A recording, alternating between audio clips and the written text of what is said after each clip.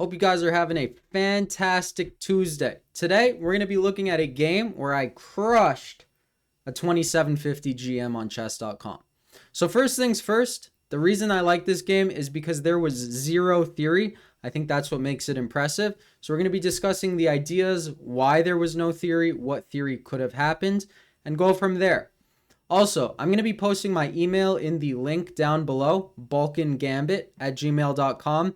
And I want you guys to send me games that you think are review worthy. I'm going to have like a weekly subscriber review video. I got a comment. I think that was a great idea.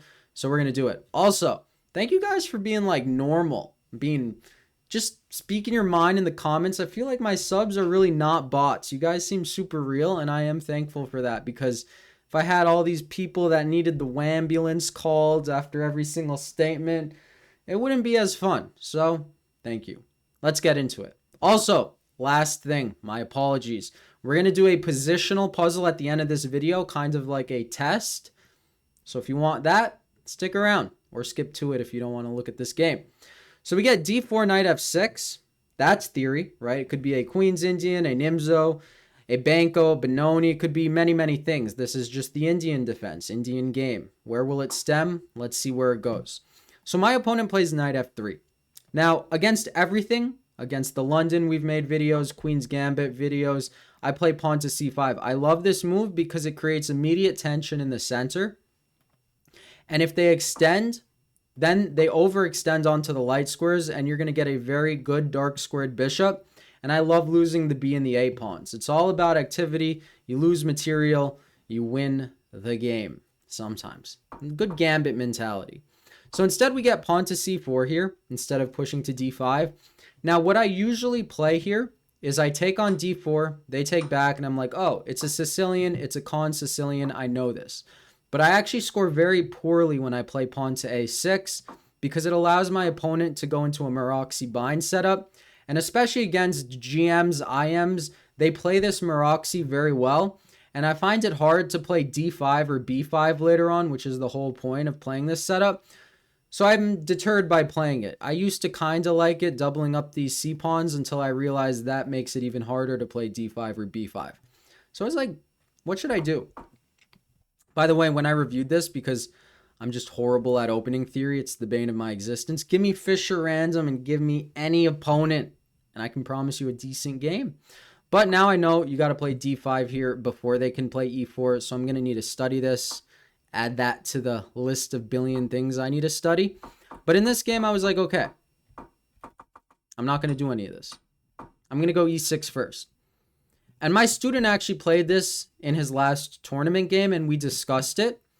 And I was like, I could get a game and show it to him and show him how I lost. But I didn't. I crushed. So let's get into it. Pawn to e6. The point is, if they go pawn d5, you can still play it in a Banco matter, where if they take, you take with the f pawn because you get the open f file when you castle. And after they take this gorgeous pawn, we get pawn to d5. And this is a very fun position. You get 3 pawns in the center of the board. You're going to give up the a pawn and develop. You're going to have the open f file when you castle. See, I think a big problem people have is they look at the number, they look at the rating, they look at the title of their opponent, and then they're just not going to play their true fiery self of move orders in a game. They're going to play for a draw. And when you play for a draw, you're not posing problems, you're not asking questions, and that's how they're going to outplay you. So psychologically, you always need to meet eye to eye with opposition. In life, in chess, you never look up to people, you never look down to people, you meet them at eye level, and you always think you have a fighting chance. Give it your best shot. I think you would score a lot better if you do that. So, what do we get in the game? We get the move, pawn to e3. Now, this is exactly what my student got, and he's like, I wish I played b6 because it's similar to what I know. So I'm like, you know what? I'm going to play b6. So here this is a new position to me, but it's not such a scary move. I mean, you're going to fianchetto the bishop. You're defending c5. You can lose a couple pawns if you want. You can take back with the bishop or the pawn. It's a very, very flexible setup. I see now that this is theory, but I didn't know that. So to me, I'm just playing the board. We get castles. Now you want some center control, so I played the move pawn to d5. You get this square in the center, It's pretty mirror image. Like imagine they played b3. It's exactly mirror image here. And that's still in the database, which is so disgusting. But what does he play? He takes on d5. Now, I used to play queen's pawn openings as a kid, and I've looked at this, of course, from famous games from students playing. I know you're typically supposed to take with the pawn, and I'll probably result in an ISO position, an isolated D pawn. But I was like, you know what? I'm going to take with the knight. I'm going to leave this bishop open, still in the database. Crazy. But how does white punish black here? Well, the way white can punish black is by playing the move pawn to e4. At this point, the knight has to move, and white has this crazy d5. It's like a sacrifice to blast open the king, which makes sense because I'm lagging behind in development due to his tempo gain and his space gain. At this point, I would probably take, he would take, and I need to play bishop e7 to get castles. You might be like, why can't you take a free pawn? Well, the point is just he has a bunch of open lines to my king and all the activity in the world. And remember, I'd rather be down a pawn and active than up a pawn and inactive, right? So this gives me what I don't want.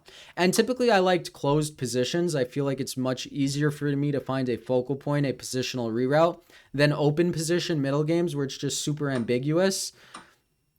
I mean, I like both. I really like everything about chess, but I play better in closed positions. So I should study open positions, and this is what that is. Now he took on c5, and I was like, okay, at this point, if I lose this game, I'm just bad. Why? Because it's a symmetrical pawn structure and there's no complications. It's very ambiguous. So if he beats me, it's just purely because he outplayed me and not due to a lack of theory. So here I'm just super comfortable with the position. We get pawn a3, and I was like, I'm actually happy he played that move. Why did he play pawn a3? Well, he played pawn a3 to play pawn b4. This is going to be similar to the positional puzzle we solve at the end of the video. So he wants to play pawn b4 to fianchetto his dark squared bishop, but now I'm catching up in development. And when he plays pawn b4, you counterclaim the diagonal. So it's a route that you're very happy with because now when he takes you, you gain a move of development with your queen.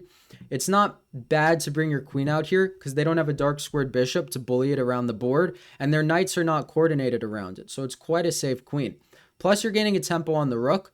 Is the rook really going to go to a2? I mean, it could, but I think it's much more logical to connect to the knights, connect the major pieces on the back rank, and that's what he does. I play rook to d8 because I'm like, hey, there could be tactics here, right? There's like some knight takes e3 stuff, though he has counterplay, and it's interesting. There might even be knight takes, pawn takes, and knight e1 defending the bishop, but it's an idea. There's some loose pieces here. There's some tactics that could arise. He goes knight e4, gaining a tempo on my queen. I have to go backwards. I just checked if I was recording. Thankfully, I am. So we get queen to e2, setting up the battery, connecting the rooks. And he probably wants me to move my knight so he can go bishop a6 and get rid of my fianchettoed bishop. And here I go pawn f5. In inaccuracy. There's not too many of those because it did rate me at 94%, which I could not believe. But I was actually debating the best move, but I still didn't see the idea. So technically I didn't find it, right? If you find the move but not the idea, it's kind of like you got lucky. So the best move here is pawn to a5, right? Makes sense. Challenging the integrity of the queenside pieces. You're backwards guarding your pawn on b6. It does make sense. Now, the reason I was deterred from playing this is because after pawn takes, I only calculated pawn takes. And I was like, he's going to be quicker to claim the b and the c files. And we both have weak pawns. It doesn't look like I get an advantage. What I did not calculate is rook takes a5. This is great. It's not so much about winning this loose pawn on the a file. It's more so about the fifth rank and this attack that you're going to get later on. And there's no way he can kick this out. And this is an open fifth rank, right? Once you move the knight. Kind of like that Scandinavian video we watched, or... Well, I did watch my own video because I try to improve it. But so we watched where the third rank was open for the rook for later attacks. So this would have been cool. That would have been good. But I played pawn f5. Reason it's an inaccuracy, and the reason I knew it was a weak move, is because one, it gives him an outpost. Two, it weakens this diagonal. But I thought the tempo gain I get from it justified the means of playing it. So I go knight c3. As you could see, I just have the wrong idea in the position. I'm holding on to this knight. And I played a little bit of hope chess here. In this position, I was hoping he would go knight to h5, at which point I go queen h6. He takes my knight, I take his knight, and I misjudged the position, but I thought I was tying down his bishop. I had this open route. Turns out, he could go queen c7 and queen e5. Look at that. Pretty gross. There's no checks. I'm defended. It looks like he loses the bishop, but he doesn't. He just has more than enough counterplay, and that's pretty gross. Pretty crazy, right? King f1, rook ad1. He's just chilling, just down a piece, chilling, because I'm underdeveloped. So maybe Magnus would find that, but I guess this guy was not Magnus, so he didn't. We get knight to d4. He's cutting off my knight, the queen vision to my knight, that is, but that allows me to reconsolidate and be like, okay, I played a wrong idea, but let me regroup and then try to win again. That's what we do. So we get rook a to c1, knight to d7, completing development, and he goes queen back to e2. He's like, I want to get rid of your light squared bishop. And it's nice when you allow your opponents to play what they wanted to play and still hold and still win. That's beautiful. That's what Magnus does. People calculate. He allows them to play what they wanted, and it just works for him. That's a beautiful thing. Just he does it consistently.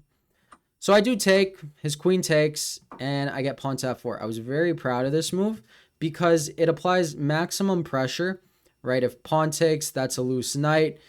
You're threatening to take, you're threatening to take. So if he went knight h5, I would go queen f7 hitting the knight, at which point he would take, I would take, he would take. I wouldn't take this knight because there's probably not too many winning chances there, and I'm going to be down a pawn fighting for a draw with a weak pawn. So I'd go knight to g6. I'm going to win the pawn back. And yeah, it's going to be a major piece endgame where I have a weak pawn, but I'm not down any material. And I would probably, have to draw that position or fight for a draw. So that'd be annoying, but I would rather lose than draw. So I'd probably play something crazy and see if it worked out. But we didn't get any of that. Surprisingly, he took, which is a wild decision because I'm just getting in with my pieces. I mean, my knights are clearly better than his. My rook is clearly better than his. Let's see what his idea was. This was his idea. Let the complications begin. Complications are where I thrive. I love calculating, and I love positions that make no sense. So his idea, well, if I take the knight, he takes my rook with check. That's kind of like him thinking I'm a bozo if that happens. So that doesn't happen. Find the only winning move here for black. The only winning move is knight e to d3, opening up the queen to the knight so that you leave your rooks connected and gaining a tempo on the rook. The calculations go further. We get knight to c6. I snap off a rook. He snaps off a rook. Do you take the knight back? No, you don't, because then it's an equal position. You throw in the switch, the check on e2. He takes, I take with check again, and then I win a piece. At this point, my opponent respected it. He resigned. I want to show you two cool things that could have happened. If he took on a7, he's not going to collect the whole house and get two passed pawns because there is the nice queen takes f2. White just has back rank problems, and here you're just crushing. The other cool thing I thought about in this position was that Aliekin win. I think it was Aliekin or Capablanca. It's that crazy win with the knight and the queen over here, and it's the same structure. So it's a little bit of a reach, and I'm going to play not great moves right now just to show you the idea. The idea is this queen sack and rook mate. So that would have been amazing, something to think about, but a pretty hopeful way for the game to go. But he did resign in a losing position, so you're happy with that. Took down a 2750 GM with no theory. A goofy master. Now, let me... Uh-oh. Where'd it go? No. All right. Well, I forgot to load the positional puzzle. So that is quite sad. I will start the next video with it. Thank you guys as always for watching. Have a great day. Peace.